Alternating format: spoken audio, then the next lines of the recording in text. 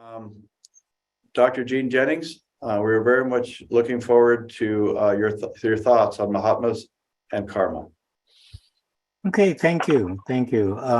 Definitely just some thoughts on Mahatmas. And as you said, if I hit Shushupti, don't worry. I'm just a little fatigued, but hopefully something will still come out. When I read Truth's quote today, Mahatmas and Karma, it struck me that we can read this in a different way. And the challenge, as Jonathan let me know a few minutes ago, is how do you really relate the Mahatmas with karma? They are, in fact, two individual topics that you could speak on each by themselves. And so let's just reread this quote with a little transposition. And so it says, encompassing all from Brahma Mahat to the tiniest atom, the Mahatma is inseparable from the world-wielding spirit of wisdom, which creates, sustains, and regenerates manifestation out of non-manifestation. And that brings to mind a quote that I've often come across, and some of you may have heard this before. We the willing are doing the, now I'm blocking on it. Okay. We the willing are doing, nope, I can't even, I'll contact that one in a bit. Here we go. We the willing are doing the impossible for the ungrateful. We have done so much with so little for so long that we are now capable of doing everything with nothing. And that jives very well with this regenerates manifestation out of non-manifestation. And so for myself, when I think of the Mahatma or the Mahatmas, as HPB and Judge tell us, there are even stages and degrees of Mahatmaship. And so those will vary, but typically a Mahatma is perceived to be a soul that has completely mastered all principles and all aspects of those principles. They have mastered space, time, dimensionality, as well as all aspects of mind and all aspects of matter, which implies all degrees of elements, all forms of objectivity, and states of subjectivity. And so when I think to myself, how can this state be possible? Several ideas pop into my head that hopefully will just bring it a little bit closer to tangibility for everyone. And one of those ideas is what we read in regards to the three fundamentals all of the time from the proem. And in the proem, HBB speaks about pre-cosmic ideation. She speaks about pre-cosmic root substance. She speaks about bare subjectivity and the great breadth that is inherent with that bare subjectivity, very much like Shiva and Shakti in terms of that dynamic. And those ideas bring to my mind the perfect representation of a Mahatma. Based on the definitions that Judge speaks about in the first chapter of The Ocean and how HPB looks at the Mahatmas, they underlie all aspects of existence, subjectively, nominally, objectively, and phenomenally. And one way to conceptualize that a little bit easier is by thinking of one of the systems that HPB gives us. And she says it helps us understand the esoteric or the occult side of the teachings, and that is the Sankhya system. And although we as theosophical thinkers do not believe in duality as such, when we think of Purusha and how it lords over all of Prakriti and all of the manifestations and evolutes of Prakriti without getting lost in it, we are in a position to understand how such a mind as a Mahatma has, from the bottom up through life after life after life, eons perhaps, traversed all of those levels and has succeeded in not abandoning them, but being present perhaps as the watcher that HPB speaks about, who sits on the threshold of that great degree of illumination and truth, and yet does not enter into it, but will instead sit and wait for all of those struggling souls that might lose their way in their efforts to gain light.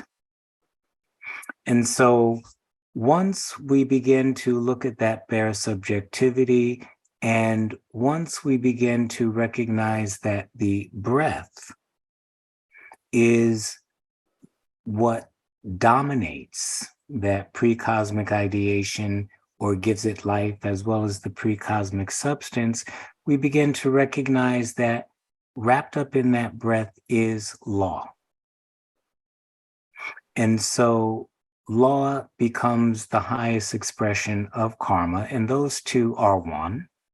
And if that breath is inherent within that bare subjectivity as state of consciousness, then that Mahatmic state, as we're defining it here, is one with law, which then brings us to our title, Mahatmas and Karma, being indivisibly the same thing from two different points of view. One from a subjective point of view, the other from an objective point of view of operation in time and space. And so we are able to begin to understand the nature of wisdom. If law is being moved by that great breath, and all things follow naturally according to law, and the Mahatmic state is a state of bare subjectivity underlying all motion that we conceive of as noumenal and phenomenal, that then activates substance to generate forms and create geometrical structures, which also embody within them that pre-cosmic ideation or intelligible force, then we are able to again recognize that the Mahatma sees karma in action. The Mahatma is karma in action, and to the degree that that being exists in that state, then obviously they will not act outside the domain of karma. And so it brings us back to the original quote all-encompassing of lives, of consciousness, and law. Understanding the operations of that law, working with the operations of that law, and that law simply being an objective expression of the nature that is inherent within that bare subjectivity as pure consciousness, if you like. And many writers find fault with that word consciousness only because it implies duality, that there is con or something that is tied to consciousness as opposed to the other state that is more correctly identified with the Mahatma state, and that is the unfolding of the entire image of life. HPB refers to that as the paradigmatic image. We've read it over and over in the Bhagavad Gita in chapter 10 or whatever, when Krishna reveals to Arjuna its divine form. And there are states of consciousness wherein that form becomes very apparent. And so when we're looking at it from the Mahatmic side, not only is that bare subjectivity aware of the motions, aware of the law, and aware of how those motions generate those forms, it is also aware of that paradigmatic image that is the divine image of the universe before it becomes manifest.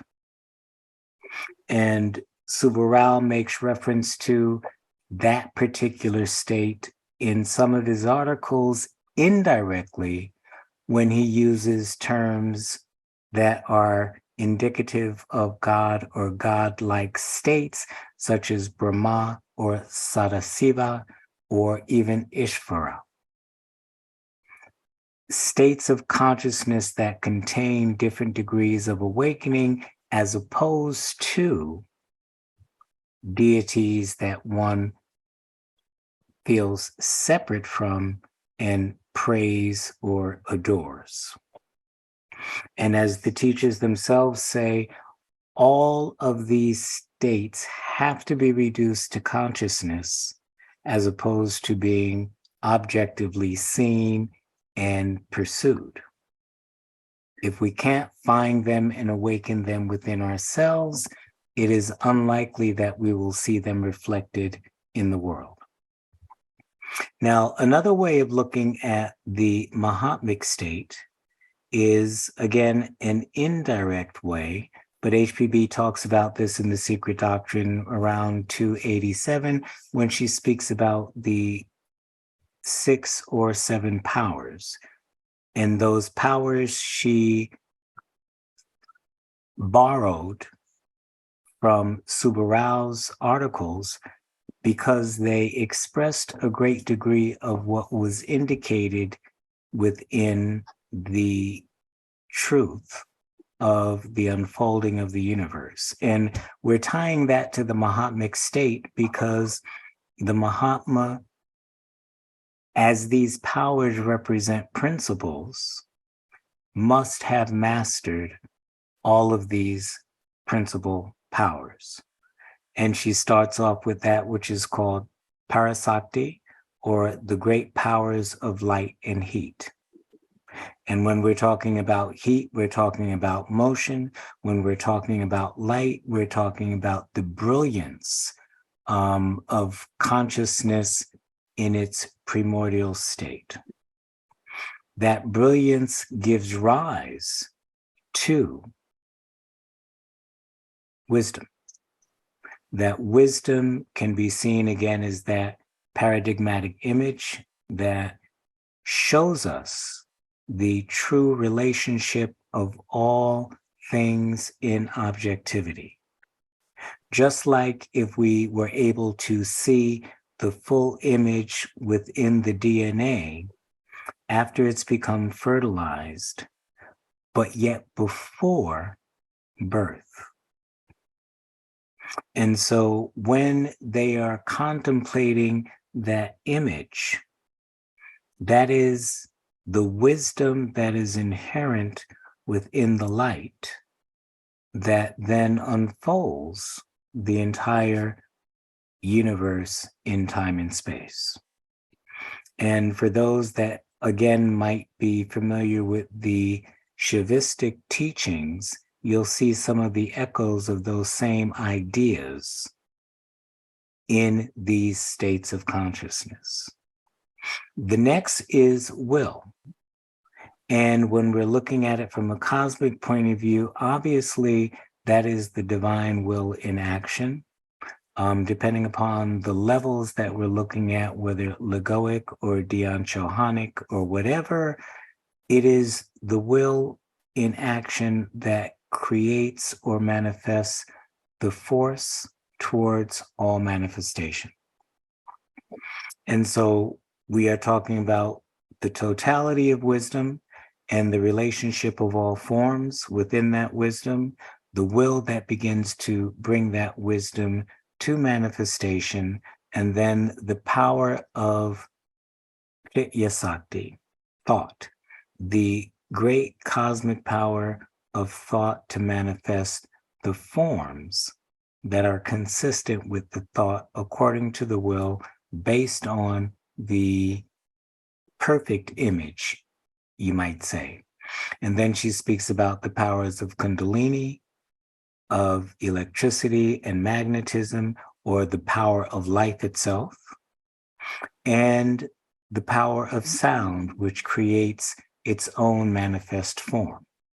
And that sound we're familiar with in terms of the sacred vowels, in terms of the sacred words, and in terms of the sacred mantras that are historically shared with us. All of this has to be part of that Mahatmic consciousness. And so we can look at it from the point of view of cosmogenics or individuality. And all of these ideas and principles will still apply on these different levels. And so the basic point is that the Mahatma is in control. But the rub is that depending on how we define the Mahatma, because again, there are degrees of Mahatmas, and so some of them, relatively speaking, have reached the domain where they have mastered what we would call manas in its higher and lower aspects. Some of them have moved beyond that and mastered what we would call the Buddhic principle. And again, if you're thinking about the Sankhya application, it's a little bit easier to conceptualize what that means. Because from Prakriti, where all three gunas are in harmony and balance, there is no differentiation to speak. And that first differentiation is considered to be the highest sattvic expression, the Mahabhut, the Mahabhuti, or pure Buddhi. And HPB speaks about this in 5 Years of Theosophy in her article on the Sevenfold Esoteric Division. And so beyond that Buddhic state, there are those that have, even though it's kind of hard to conceptualize, mastered the level of Prakriti. And in some of the Indian traditions, there are literally names for these beings. And yet, to have mastered Prakriti is not the same as to have awoken to one's true nature. And we can see that in the reflections of Patanjali's yoga aphorisms, where they talk about all manifested objects, even subjectively manifested, as meditation with seed, or that seed being form. And then the leap after the state of Dharma Mega, Dharma Mega is considered to be the supreme state of truth and reality that the true Mahatma has to master before they let that go in order to come to an awareness and awakening without obstructions of their truest nature. Now, we're spending so much time on the idea of Mahatma because we typically say they're great souls, they do a lot of wonderful things, they got a lot of chelas working for them, blah, blah, blah, blah, blah. But we don't always reflect on what is required to achieve that Mahatmic state. And we always push it away and say, it's too far, it's beyond us, we can't do this, maybe another 10,000 lives, etc. And yet the teachers say that it's here and now, take what you can. And so that means that these things that are being presented, these ideas are real. The Mahatmas are real. They can function in a body or outside of a body, or they can manifest their own illusory body. But again, we have to be careful because usually we talk about initiates pertaining to those lower four planes of being. And to some of us, they may seem like masters, and yet they still have not moved into the domain of true mastery of mind, or what the Patanjali Yoga aphorisms calls the whole mind field that embraces consciousness, ego, mind, ahamkara, and buddhi. And then again, that prakritic state beyond. And further to talk about the samskaras or the mental traces that allow such a being, when they are maintained, to enter back into communication and contact with all of life. And so there are a lot of elements that go into a fuller understanding of what that state of Mahatmaship might be. And yet one can achieve that state and yet not be in that state constantly. That's another little conundrum. But now, once we begin to understand that the Mahatma is one with the reality, one with life, one with Prakriti, one with the breath, one with law, then we can begin to understand how through each of those planes, the Mahatmic vision as bare subjectivity is able to watch the play of karmic force in action. Robert Crosby speaks about that in Universal Theosophy when he speaks about the bare subjective being, the perceiver. And again, we think about that in different ways, but when we're looking at it from that Mahatmic perspective, it is that perceiver that truly underlies all things, not inertly, but actively in such a way that in the appropriate times and moments, they can guide some of those currents of karma. So let's do a quick switch now and talk just a little bit about karma. I mean, mostly everyone here knows about karma, karma being action, cause and effect, the moral law of retribution, and how it operates on different planes, how it operates on our different principles, and how what we perceive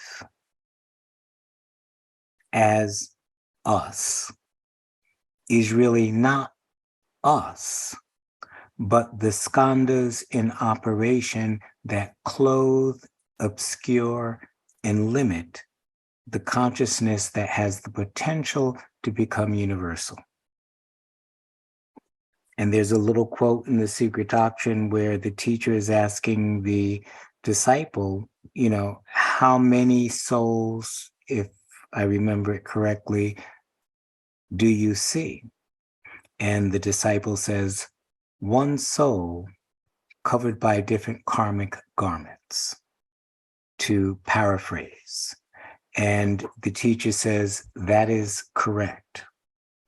And so the idea behind that being that when we think of ourselves as individual, when we think of ourselves as separate, we are really misidentifying with the skandic covers of our being that are expressions of our so-called personal karma, as opposed to the true nature of what it is that we really are and represent that is beyond even Prakriti. And so thinking about karma, I thought that we can visit karma aphorisms again and look at them in the light of this Mahatmic connection. And so I just underlined a few because obviously the fun is in the questions and the answers and the I don't knows that we have to acknowledge when it comes to such a vast topic. But there is no karma unless there is no being to make it or feel its effects. And we can simply say that clearly there is no Mahatma without having been a being. That's from the bottom up. From the top down, we're always talking about that omniscience that is inherent within every atom of the universe, as HBB tells us in The Secret Doctrine. It thrills in every atom. The only thing that stops us from understanding that is that we don't thrill in accordance with it. We have not attuned ourselves to its thrill so that we can appreciate its inherent knowledge and ability. But that one being is you and everyone else that has taken on the limiting covers of skandhas and misidentified with them to the degree that we talk about karma. If we could recognize the Purushic aspect of ourselves, we would recognize that karma happens, but it just may not be personal. In the truer sense, it will be personal in the sense of cause and effect in terms of what has been set in motion. And for those that have dealt with the Gita, again, Krishna tells us we are not the three qualities. We are above those three qualities. Yes. And so it begs a pause in terms of our thinking and our tendency to identify with any form or any concept. Because none of those concepts that are typically mental based, none of the forms that are typically physical based, none of the sensations that are typically energy based, none of the intuitions that have to do with things related to the matter of Prakriti are the truth of what we are. The whole universe exists for the experience and the liberation. Just as we lock ourselves into dream states and believe that they are real, we've locked ourselves into a cosmic drama. And we believe in life and death. And that which we are, Krishna tells us in the Gita, is beyond life and death. And so, again, that Mahatmic vision, that Mahatmic understanding truly liberates one from misconceptions and allows one to begin to take on what may appear to be an impossible challenge, only to find out that it is more possible than it is impossible, because that is exactly the nature of our being. Karma is the adjustment of effects flowing from causes during which the being upon whom and through whom that adjustment is affected experiences pain or pleasure. Mahatmic states of consciousness, as we've indicated, can see those flows. The degree to which we experience pain or pleasure, both of which are obstructions to liberation,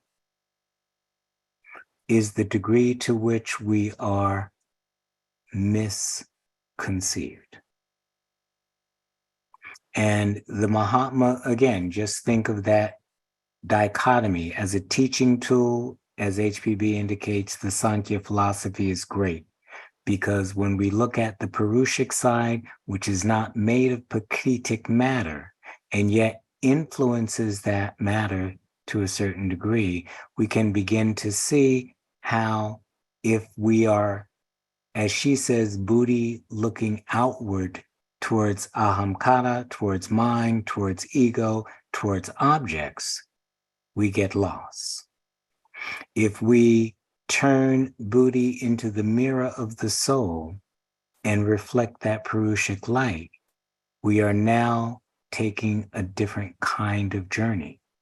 And that is truly a journey of liberation, not to gain some idea of nirvana, because nirvana, as the opposite of samsara, is still a delusion, but to take the simple responsibility of that Purushic or that Mahatmic state of consciousness and work with life the way it would, because that's simply what we are. Karma is undeviating and unerring, and it is the tendency in the universe to restore equilibrium, and it operates incessantly. When that Mahatmic state has been achieved, we don't think about time or space. We don't think about cycles. We don't think about life or death. We see the process. And that process becomes one that the Mahatmas, as the teachers have said, at times can help guide if it is in line with the law. And so those Mahatmic beings have great power, and yet they are in some respects just as limited as we are when it comes to the law of their being, because that is what they are as embodiment. They are karma embodied. And so if karma is always working to bring about the greater harmony in the long run, they would not interfere with that in the short run, because people are complaining, or because the world is complaining, or even because the world looks like it's upside down. As one of them said, they don't have hope. They don't have hope because they understand the law, and they have full faith in the law that all things that must occur will, those things that can be modified will, those things that can be changed will. When that understanding is present, there is nothing to hope for. There is only work to do. And that work, again, is in conformity with law. Karma operates on all things and beings, from the minutest conceivable atom up to Brahma. And again, that's the opening quote. And it reflects the full vision of the Mahatmic state. So if we use, again, the Sankhya philosophy, if the universe begins with the breaking up of the equilibrium of the gunas, i.e., with Prakriti becoming gunas, and those gunas generating inner subjectivity, and that inner subjectivity generating ahamkara or I-ness or mind. And we have to be careful how we define those. And mind generating ego. And these generating or being part of what is called the tamatra. So what HPB called tamatra, she also called it astral light. She also called it akasha, different times. But that becomes the basis for all external objective manifestation. When that Mahatmic vision is in play, the being can say, like Solomon said, I think it was, I was there in the beginning when the pillars of the universe were laid down. Why? Because they're looking literally at the unfolding of those forces and those powers and how they interact together in line with that image that we spoke about, i.e., that divine wisdom, that paradigmatic image that reflects the, if we use a word that HPB implied but didn't, holonic progression that exists for the entire duration of a Mahanvantara.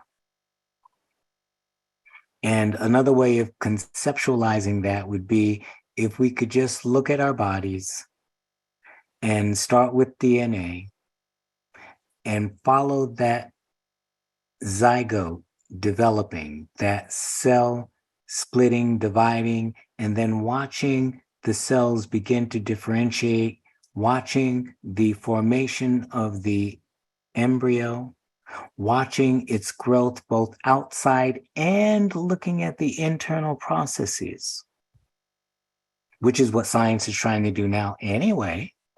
So it's not that far-fetched. The only thing is that the Mahatmic mind does not use instruments that we use for such vision.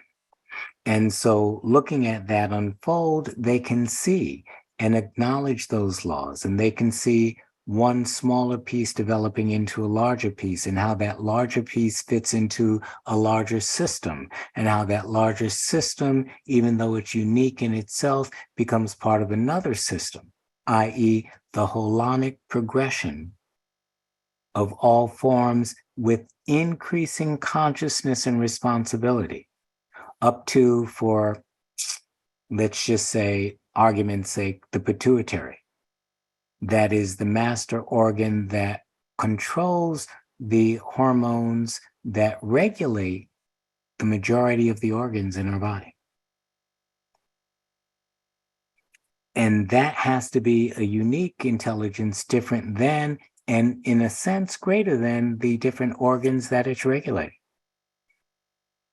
And so, as below, so above, as within, so without, as objective, so subjective. And that Mahatmic vision understands that entire karmic unfolding. And so it can see literally karma operating on all things. Karma is not subject to time, and therefore he who knows what is the ultimate division of time in this universe knows karma. Well, again, using the Sankhya system as a teaching tool, Purusha is not subject to time, and yet is the master over Prakriti. And again, from a theosophical perspective, would understand why that equilibrium breaks down, and would understand the initial pulsations of that disharmony that began to be the building pulsations for all of these cycles of the great breath for that particular manifestation through those particular universal cycles of time.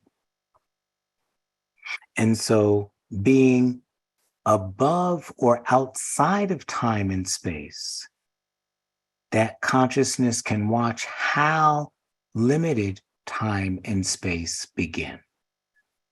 And if I'm remembering some of my philosophy from 40 to 50 years ago, I think even Kant and some of the other philosophers spoke about what are those categories of existence that are absolutely necessary?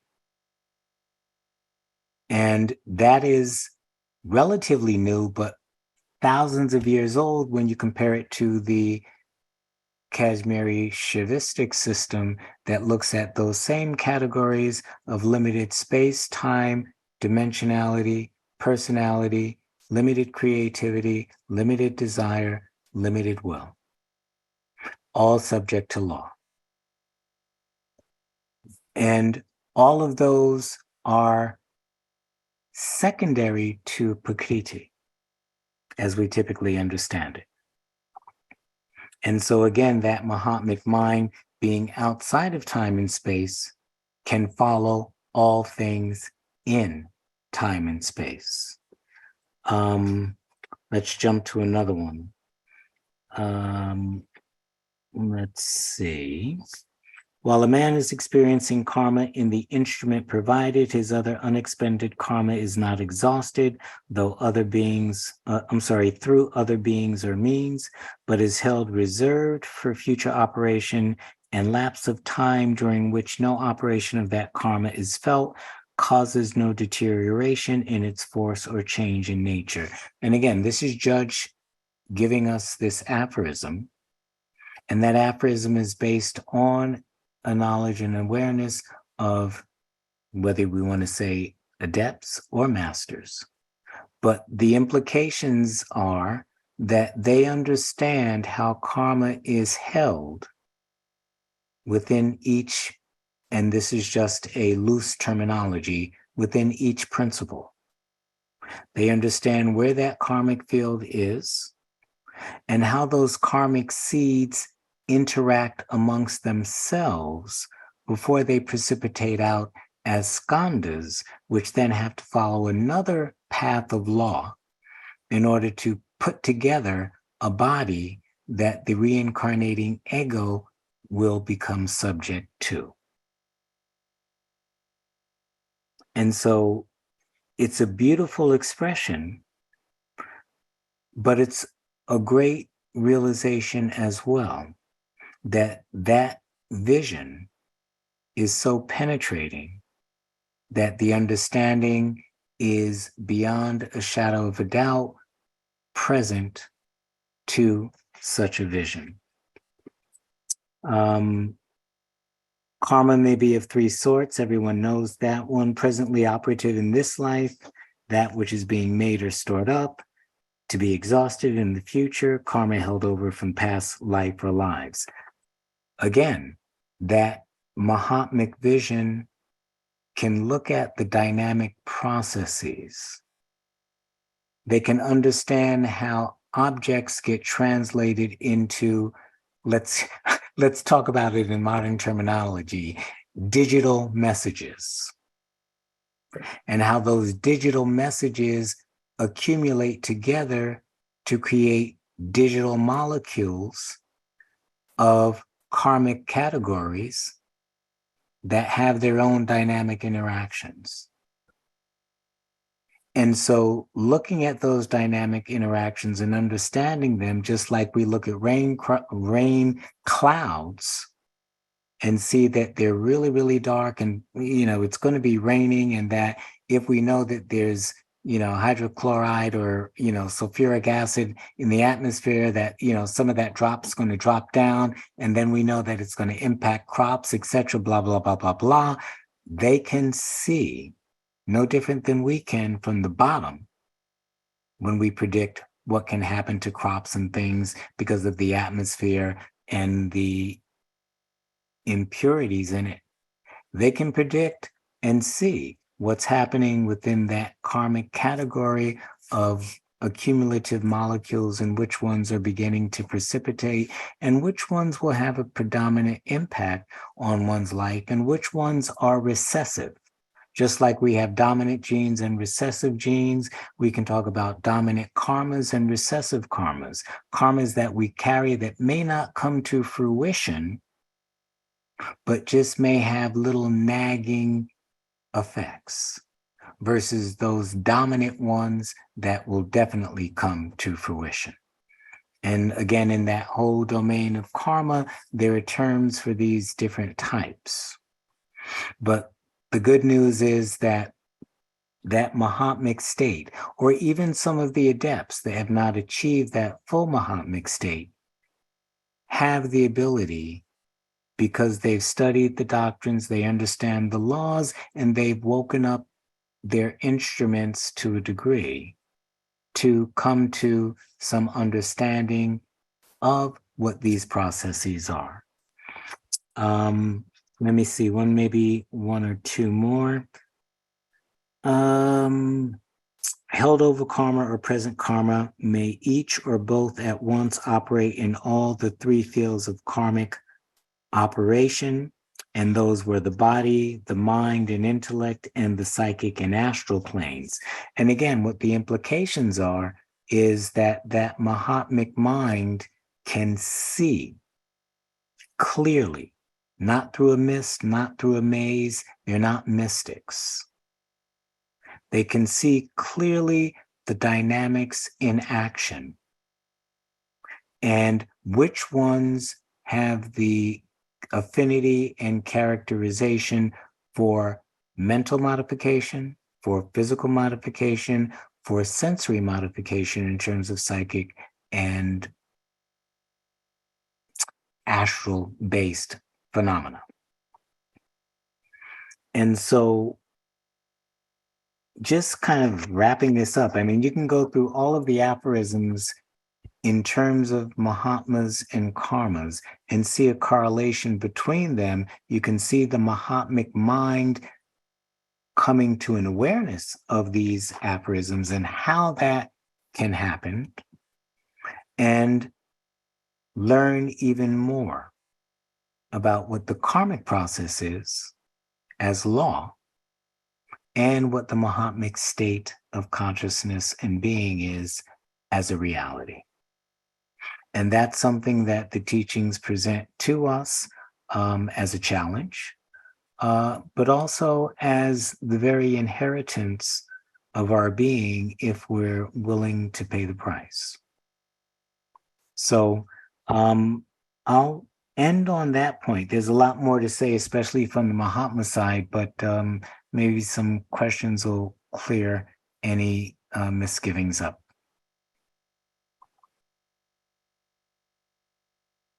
I wonder, what is the relationship or the relation between the guardian wall and karma?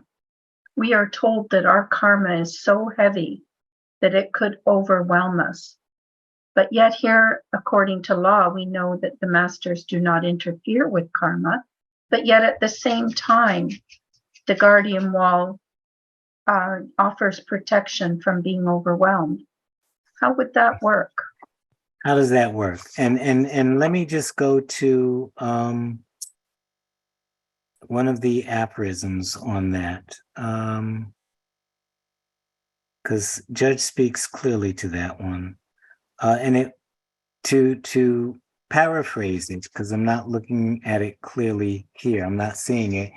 The power of the Mahatmas, the adepts, the initiates, and the seekers, because they have truly found that formula to reverse negative karma. I mean, and that formula is also in Patanjali's to a degree.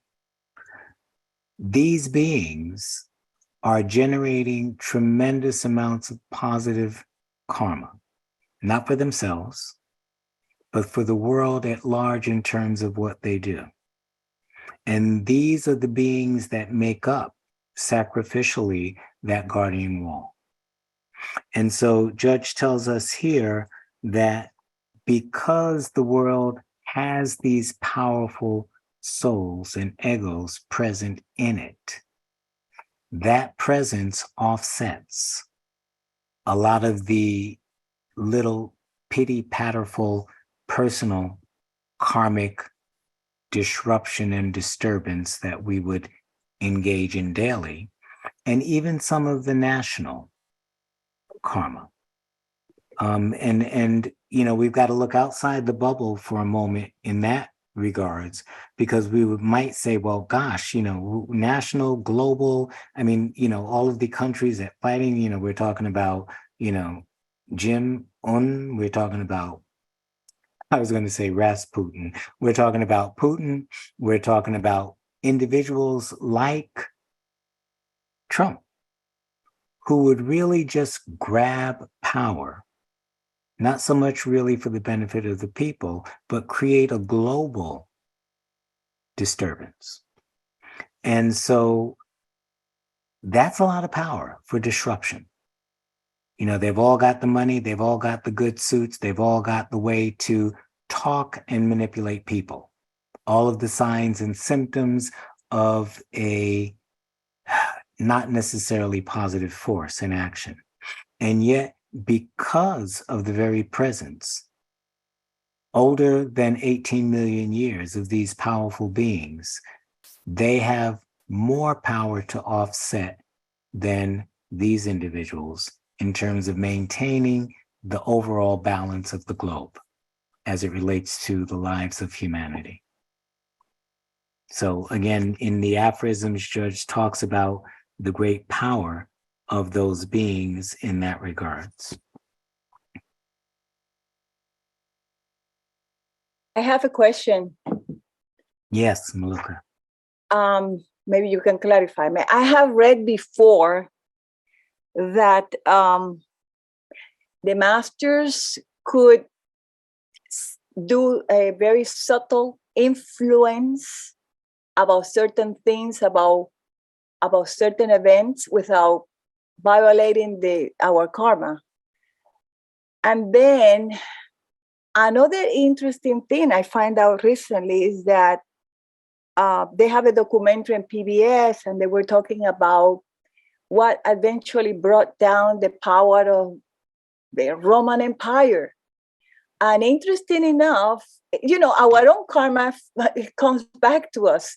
They say that it was really bad. They were trying to take over Africa, and things got really bad. And then what happened as the time went by, that they have a volcanic eruption. The volcanic eruption was so big that it clouded the sky for years. So they start developing some sort of, very cold climate, obviously.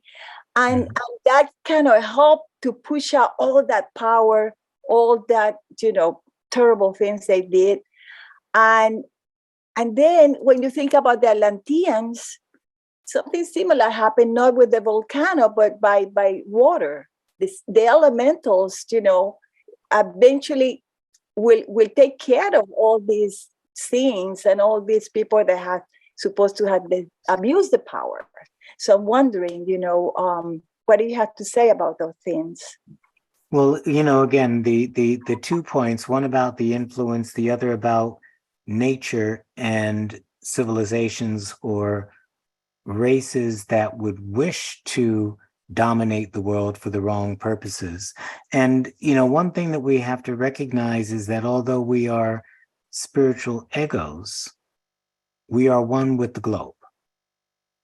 We are, as the teachers have said, we are, or we at least have the capacity to be the Buddhic force of the globe. The monastic force of the globe, they put in loose terms, is still within the animal nature. And what we see today in this fourth round is still a lot in the animal nature. And yet there's a lot in the Buddhic aspirational nature, but not as much. And so all of that is part of the globe. The elementals may be part of the building blocks of the globe in terms of the physical body of the globe. The plants have a function very much like, I often play with the kids and say that our lungs are like broccoli because, they look like trees and broccoli sprouts. And when you look at the trees, they're doing the same thing that the lungs do for us. They're providing us with that exchange of oxygen and carbon dioxide. So those factors and our relationship with the globe, in addition to, quote, number 30, karma operates to produce cataclysms of nature by concatenation through the mental and astral planes of being. In other words, our mental and astral planes of being are intimate with the earth.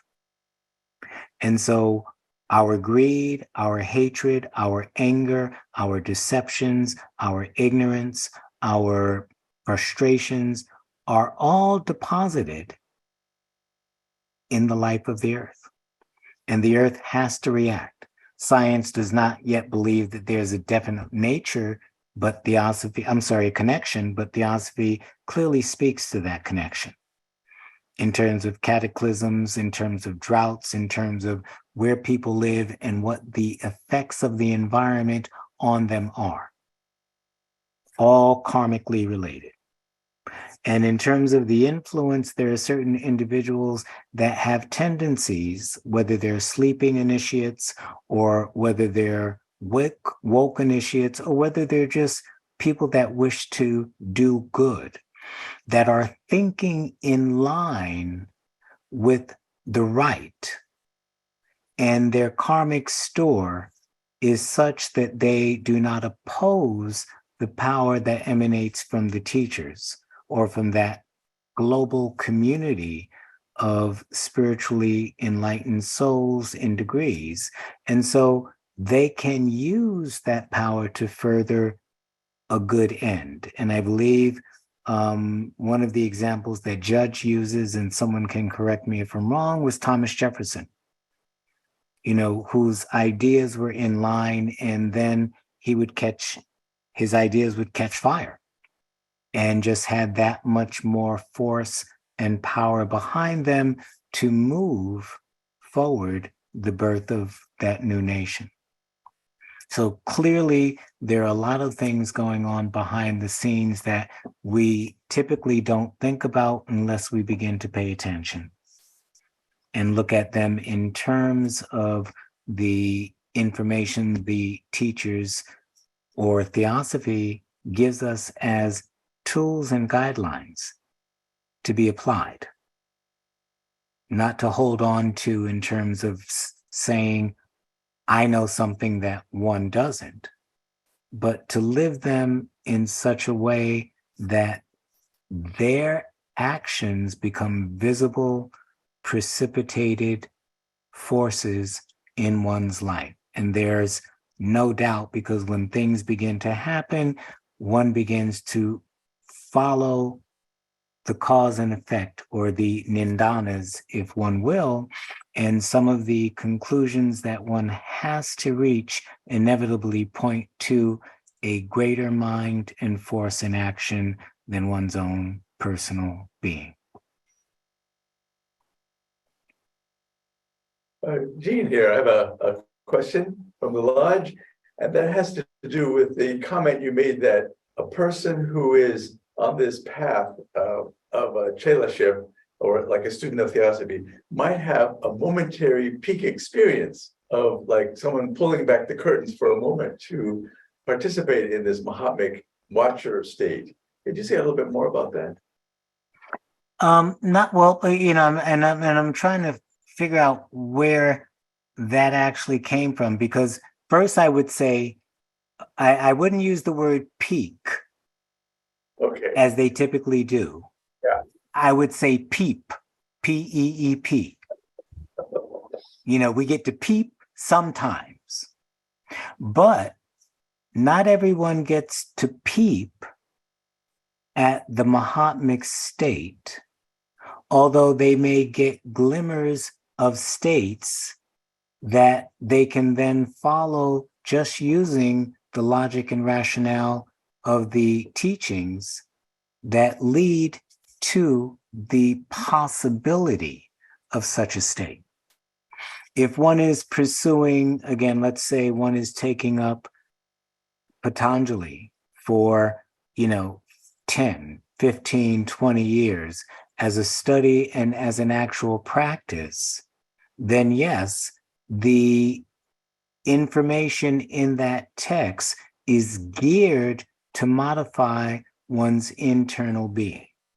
And Judge talks about that in terms of his expressions related to the power of a vow and the pursuit in engaging in a particular lifestyle, not so much for the reward, but because that is the right thing to do in light of one's nature.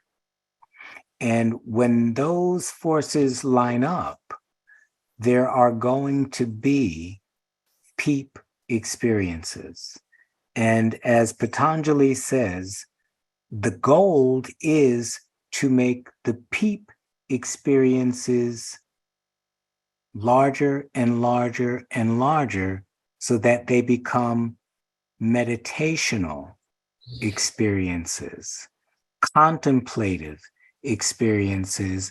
And as he puts it, we can enter into the state aware, we can review the contents of the state aware, we can come back without losing that information aware, and then we can process it and live it in awareness during our everyday life.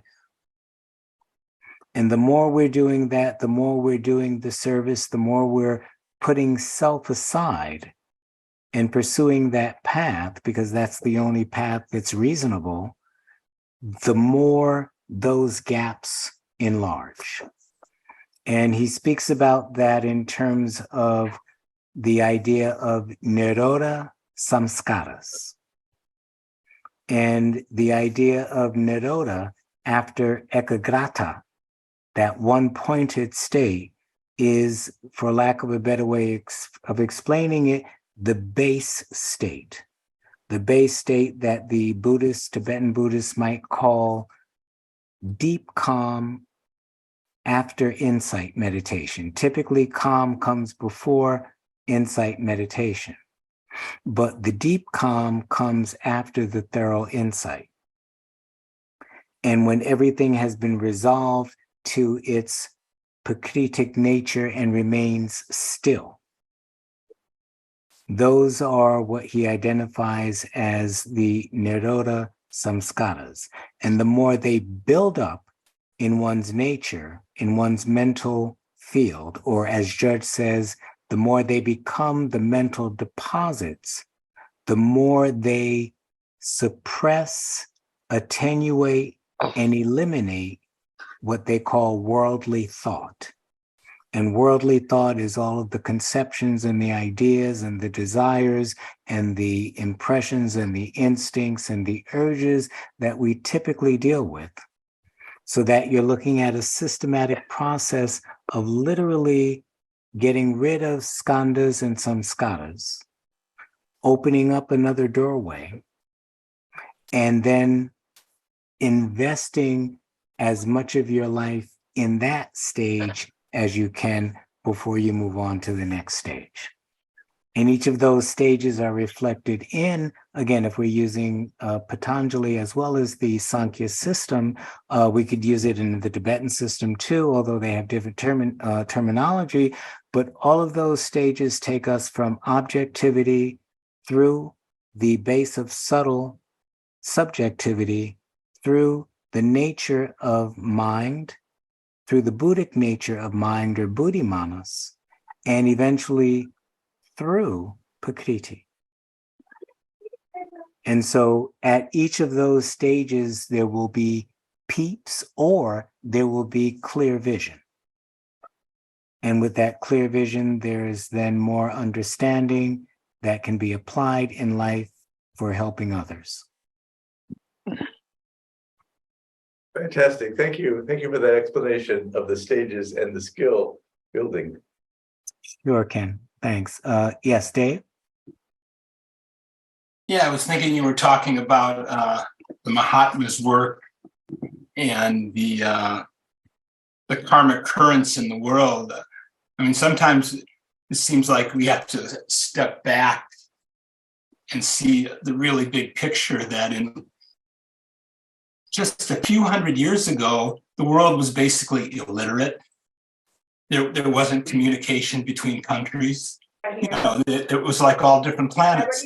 Then I was going to say on top of that, which is really amazing, if you look in the last few hundred years, the Industrial Revolution, science taking a really strong materialistic bent, and religion not really bringing any positive kind of answer in the exoteric sense. I would really say that the advent of theosophy coming into the world was one of these counter currents that you really have talked about. Although theosophists aren't big in number, I think that's part of the reason HPB was attacked so vehemently. It was challenging and putting a whole different current about what a human being is. And the ideas of karma and reincarnation, especially in the West, when we look back on it, it's really a huge current in terms of that guardian wall you were talking about and that type of balance. Right. And I was just thinking of that term. We were talking about it, and I think our study class a week ago, in a study class we're in New York, was about the Mahatmas, and then there's, I forget the term, the helpers. What's the, maybe somebody else knows the term that's used sometime, that are so important to help keep the cement in that guardian wall.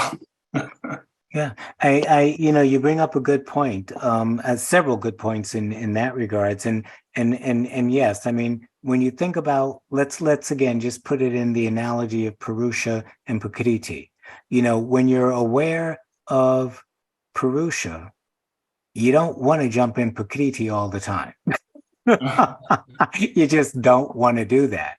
And yet, because you can recognize your Purushic light in every particle of matter, i.e. beings, as well as animals, as well as minerals, you know which ones have reached that threshold that can receive more in terms of the helpers. All right. And so, those Mahatmas, no doubt, as one of them expressed, said, from the top of the hill, metaphorically, they watch out for that Tathagata light that shines within each being. And those that have shown to a certain degree, they can work with. And so, yes, they can become helpers, they can become unconscious helpers, or they can become conscious helpers. And the other thing that you talk about in terms of the timing of theosophy, we take what we do in life for granted. But again, another simple analogy of what they do is we watch our children and our friends' children grow up from infants to as old age as we can get. And we do this over and over and over again. In other words, we know the stages of development. They know the stages of human development. They know the timing. They know what elements are necessary to further a cycle, such as moving from horticulture to agriculture to, minerals and ores and things like that, those to industry, and how quickly things can move. So they are, they've been there, done that. And one of the definitions of the word planetary spirit is one who literally at the beginning of our human term, i.e. those that light up manas, have been through all of this. And they are coming to reawaken and to initiate beings to further the progression of our younger lives, including ourselves. And so none of it is arbitrary for them. When we know the cycles, we know the levels of development, we know what risk exists. I mean, if you've got a teenager who's impulsive, there's a great risk for alcohol, drugs, and other things, more so than a 6-year-old that's impulsive. So again, I mean, there are certain things that are not magical, but in their view, because they understand human development, as they said, they've understood the mind long, long ago.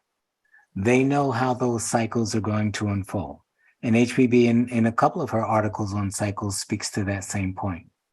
So, you know, you're right on point with that in terms of their vision, their anticipation of certain cycles, the timing of certain theosophical information, or any other Gnostics, the Brahmins, and what they did at their particular time before they became self-consumed, etc.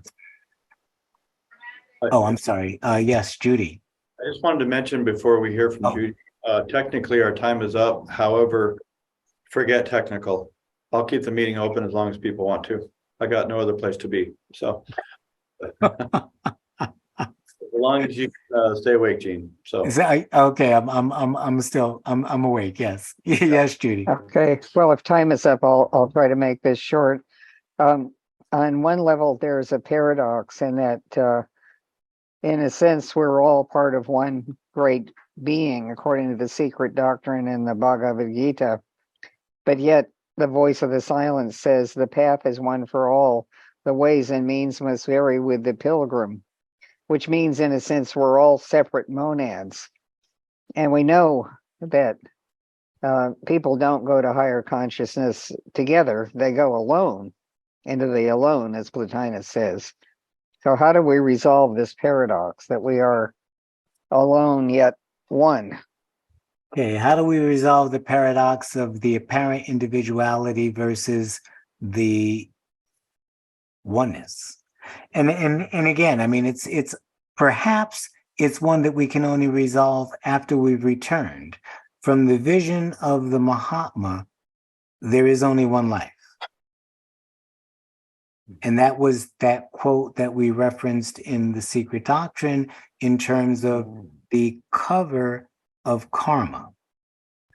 And, you know, one of the things that I like to do for myself is think of a circle, and I can put a 1,000 points in that circle. But when I turn that circle then on this side, the points look like they're individual and they're pyramids coming down into a common source. But when I turn it the other way, they just look like separate points. And in a sense, that is part of the Maya. Mm-hmm. We believe that we are karmically trapped, that we are individuals.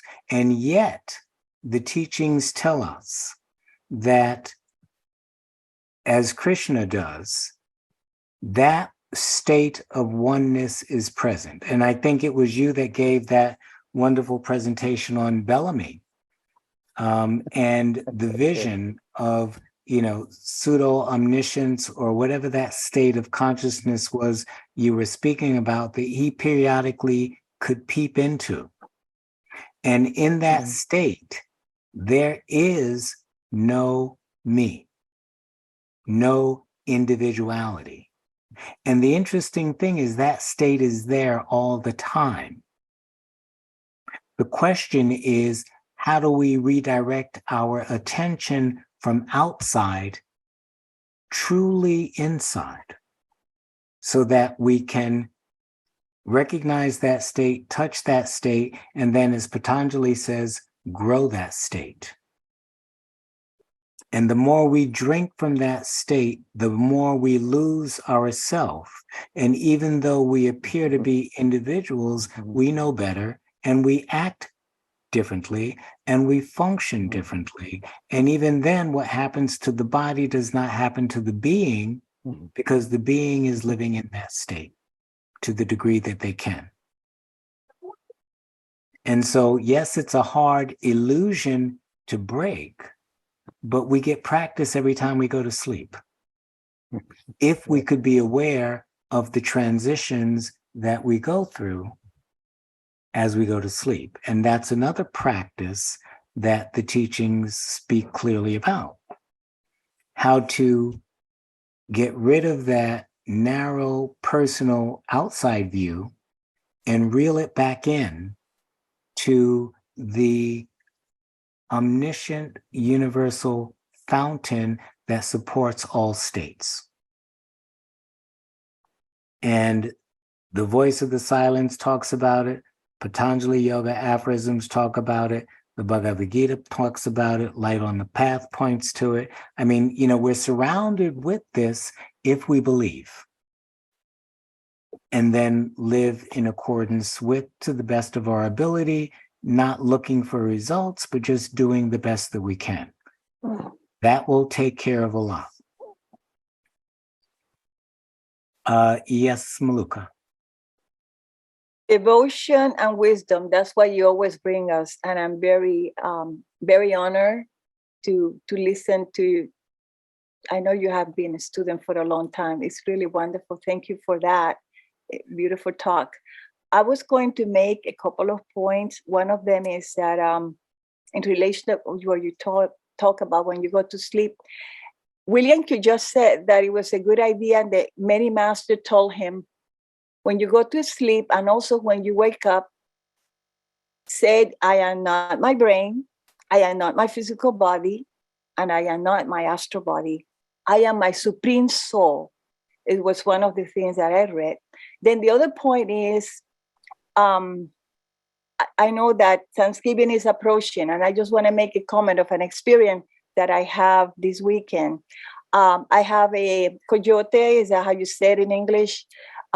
It was trapped in one of my fences, and I called the Humane Society. It took 2 hours for them to come, and I was suffering because I can see the pain of that poor animal in there. He was obviously after my dog, but my dog was smart enough to not be close. Anyway, but I felt something, I felt so connected. I felt the pain of that poor thing. And when they finally released him, he just fainted.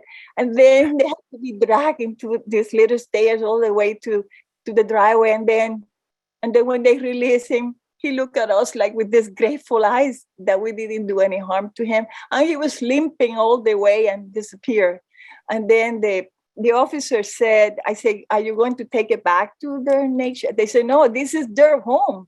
They live in the hill. This is their home. And they have no way to go. And obviously they're looking for food. I felt very connected, but HPV said in one of the things that I read that animals were trained to kill other animals by man. And then another quote said that when man start killing animals, then shortly after they start killing themselves. So I will ask you, all of you, if you could try to think about that when you, for Thanksgiving, because, it's the massacre that they commit with those holy beings, because animals, we were animals in other lives. So imagine if you were in their position, they are full of fear. They harvest all these animals so that they can eat them. We don't need meat, especially as we are approaching the Manis, the Buddhist state. We're going to be eating different kind of food, and the vegetable kingdom provide protein and everything we need. I've been practicing vegetarianism since 1981. It's funny. Simultaneously, I became a vegetarian. Then I found theosophy. It was kind of interesting. But I'm just saying I sometimes heard many theosophies said, oh, but eating meat is okay because, William Q. George did it because they say they needed the protein. I don't know if it's a hearsay. All I can say is, please consider the animals. They're our brothers, and we're here to help them evolve like we did, so they have a chance to reach the state that somebody else gave us. Anyway, I just pleading on behalf of all the animals. Thank you. Thank you. And then the plants, and then we'll have to learn how to live on the air. Again. Oh. All righty. Well, it looks like that's a wrap up. Yeah. I wanted to just thank you very much. There is a quote, some writing from Monica in the chat. Dr. Jennings, thank you so much for this remarkable presentation. so grateful to hear of a more in-depth explanation of the structure and making of a Mahatma. Truly incredible. Thank you. So Thank you. thank you too for kind of making the idea of Mahatmas kind of real for us. And I believe that Judge talks about that, is that lodges and groups of people who work together, we would think that that would apply to the internet sangha that we are building here, that of people who kind of know in their hearts and celebrate in their hearts and have gratitude in their hearts about the existence of Mahatmas, that gives strength to that lodge. And no doubt would be something of each lodge can, in its way, or even group of Theosophists, can be like a mirror or a reflection of the brotherhood, of the universal brotherhood that is in the hearts of all Mahatmas. So thank you so much for delivering such a direct transmission of. Thank you for listening. and thanks for all of the suggestions and contributions. It's always amazing. And Thank you, Jean. Thank you, Dr. Jean, so much. Goodbye. Jean is good. Jean is good. I wasn't born a doctor. You earned it, though. You earned it. Okay. Thank you, Jean. We weren't more Mahatmas either, but we'll earn it. yeah, there you go. Okay. Good night. We will hear a presentation on action and renunciation. So we'll do kind of it's very related to this theme though. So thank you all very much for coming, and thank you, Jean, for presenting. Always a pleasure. All righty. Take care. Thank you.